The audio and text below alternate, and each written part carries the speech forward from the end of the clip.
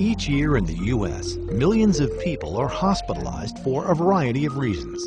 Some are admitted through the ER, others admitted by their physician for surgery or some other form of medical treatment.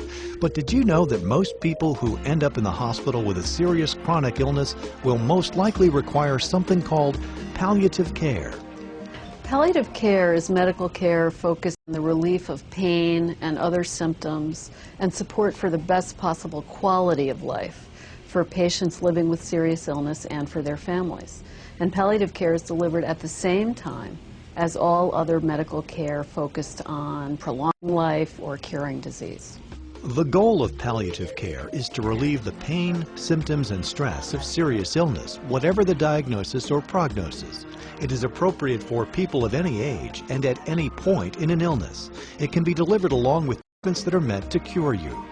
Palliative care is typically provided by a team that includes palliative care doctors, nurses, and social workers. The team works in partnership with your primary doctor. Palliative care is a rapidly growing specialty. Fortunately, most larger hospitals within the United States offer a palliative care program. So patients who have a serious illness, who are having difficulty with symptoms such as pain, nausea, vomiting, can ask their doctor for a referral. Palliative care is not a one-size-fits-all approach. The key benefit of palliative care is that it customizes treatment to meet the needs of each individual person. I think that palliative care is right for a very broad range of patients.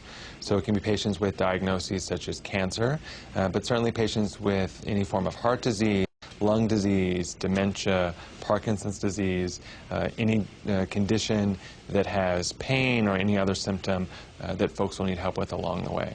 Patients who are receiving palliative care report reduced pain and other distressing symptoms, and when they receive this care at the same time as their curative and life-prolonging treatments, they are better able to handle the course of treatment that their doctor has recommended for them.